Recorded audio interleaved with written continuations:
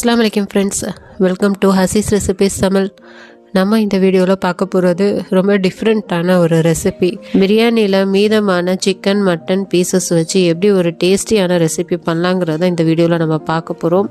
பிரியாணி செய்யும்போது மட்டனோ சிக்கனோ நம்ம அதிகமாக போட்டு நம்ம செய்வோம். அந்த மாதிரி செய்யும் போது சில நேரம் அந்த பீசஸ் மீதமாயிரும். அந்த மாதிரி டயத்தில் வேஸ்ட் பண்ணாமல் நீங்கள் இந்த ரெசிபியை செஞ்சு பாருங்கள், ரொம்ப டேஸ்ட்டாக இருக்கும்.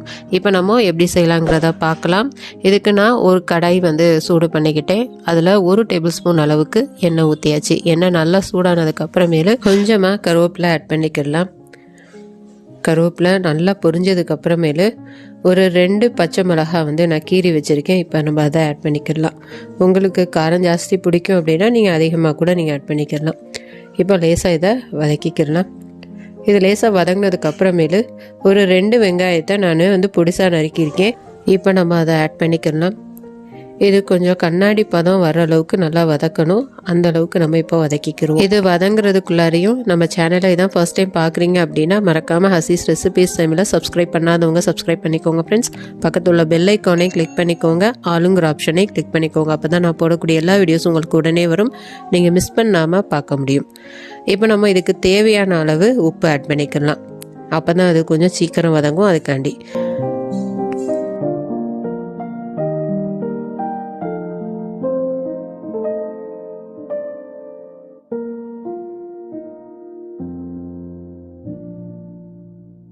இப்போ நமக்கு இந்த அளவு வதங்கினா போதும். இப்போ நல்லா கண்ணாடி பதம் அளவுக்கு வந்துருச்சு. நான் ஃப்ளேம் லோ ஃப்ளேமில் தான் வச்சு சமைக்கிறேன். அப்போ தான் உங்களுக்கு டேஸ்ட்டு நல்லாயிருக்கும். இப்போ 1/4 ஸ்பூன் அளவுக்கு இஞ்சி பூண்டு பேஸ்ட்டு ஆட் பண்ணிக்கலாம்.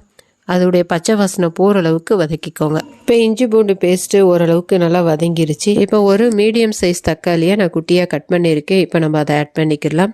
இது கொஞ்சம் நல்லா வதங்கி வரணும். அது வரைக்கும் நம்ம வெயிட் பண்ணுவோம். இது நம்ம லோ ஃப்ளேம்லேயே பண்ணும் போது நமக்கு டேஸ்ட்டு நல்லாயிருக்கும். அதனால் கொஞ்சம் லோ ஃப்ளேமில் வச்சு குக் பண்ணிக்கோங்க. இப்போ தக்காளி இந்த அளவு வதங்கினா போதும். இப்போ நம்ம மசாலா பொருட்கள் ஆட் பண்ணிக்கலாம். நான் 1 ஸ்பூன் அளவுக்கு மிளகாய்த்தூள் ஆட் பண்ணியிருக்கேன். உங்கள் காரத்துக்கு ஏற்ற மாதிரி நீங்கள் அட்ஜஸ்ட் பண்ணி ஆட் பண்ணிக்கலாம்.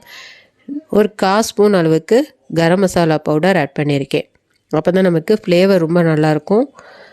இப்போ 1/2 ஸ்பூன் அளவுக்கு நான் மிளகுத்தூள் ஆட் பண்ணியிருக்கேன். உங்களுக்கு மிளகுத்தூளுடைய காரம் அதிகம் பிடிக்கும் அப்படின்னா நீங்கள் கொஞ்சம் ஜாஸ்தி ஆட் பண்ணிக்கலாம். 1 ஸ்பூன் அளவுக்கு நான் ஜீரகத்தூள் ஆட் பண்ணியிருக்கேன். இப்போ மசாலா பொருட்களுடைய பச்சை வாசனை போகிற அளவுக்கு நல்லா மிக்ஸ் பண்ணி விட்டுக்கலாம். கொஞ்சம் நல்லா வதங்கட்டும். நல்லா வதங்கினதுக்கு அப்புறமேலு பிரியாணியில் உள்ள பீசஸ் ஆட் பண்ணிக்கலாம். நான் இன்னைக்கு செஞ்சு காட்டுறது மட்டன் பிரியாணியில் உள்ள மட்டன் பீசஸ். நீங்கள் சிக்கன் பிரியாணியில் உள்ள சிக்கன் பீசஸ்லையும் இதே மாதிரி செஞ்சு பாருங்கள். டேஸ்ட்டு ரொம்ப அட்டகாசமாக வரும் ஃப்ரெண்ட்ஸ். நீங்கள் சிக்கன் மட்டும் இல்லை, பீஃப் எதுவாக இருந்தாலுமே நீங்கள் இந்த மெத்தடில் ஒரு தடவை ட்ரை பண்ணி பாருங்கள். டேஸ்ட்டு ரொம்ப அட்டகாசமாக இருக்கும்.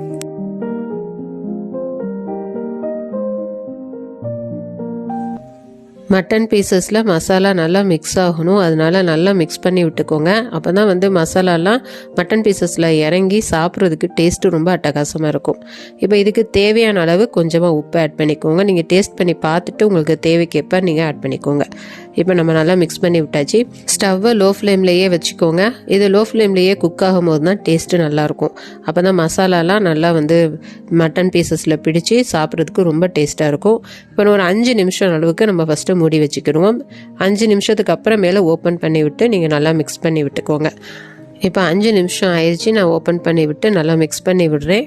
இப்போ ஓரளவுக்கு மட்டன் பீசஸில் மசாலாலாம் இறங்கியிருக்கு. ஆனால் இன்னும் கொஞ்சம் நேரம் நம்ம திரும்ப மூடி போட்டு நம்ம மூடி வைக்க போகிறோம். இதில் நம்ம தண்ணி எதுவுமே ஊற்றக்கூடாது. நம்ம தண்ணி ஊற்றாமல் இதை குக் பண்ணுறதுனால கொஞ்சம் அடிக்கடி மிக்ஸ் பண்ணி விட்டுக்கோங்க.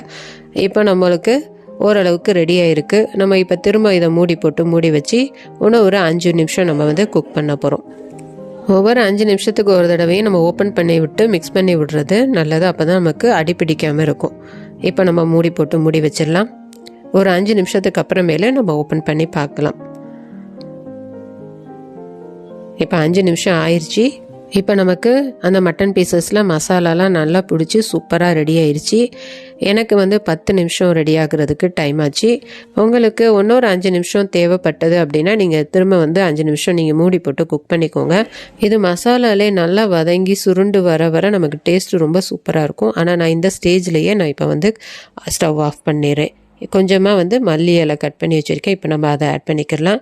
இப்போ நம்ம நல்லா மிக்ஸ் பண்ணி விட்டு இனி சர்வ் பண்ணிட வேண்டியதுதான். அவ்வளோதான், நமக்கு சூப்பரான இந்த ரெசிபி நம்மளுக்கு ரெடி ஆயிடுச்சு. இதோடைய டேஸ்ட்டு ரொம்ப சூப்பராக இருக்கும். ஒரு தடவை கண்டிப்பாக ட்ரை பண்ணி பாருங்கள் ஃப்ரெண்ட்ஸ். இது சிக்கனில், மட்டனில், பீஃபில் எதில் வேணாலும் நீங்கள் செஞ்சு பார்க்கலாம். டேஸ்ட்டு அட்டகாசமாக இருக்கும். ஒரு தடவை செஞ்சு பார்த்துட்டு எப்படி வந்ததுங்கிறத எனக்கு மறக்காமல் கமெண்ட்டில் சொல்லுங்கள். இந்த வீடியோ பிடிச்சிருந்துச்சுன்னா லைக் பண்ணுங்கள். இது யூஸ்ஃபுல்லாக இருந்துச்சு அப்படின்னு நினச்சிங்கன்னா உங்கள் ஃப்ரெண்ட்ஸ் எல்லா பேருக்குமே நிறைய ஷேர் பண்ணி விடுங்க. அவங்களுக்கும் யூஸ்ஃபுல்லாக இருக்கட்டும்.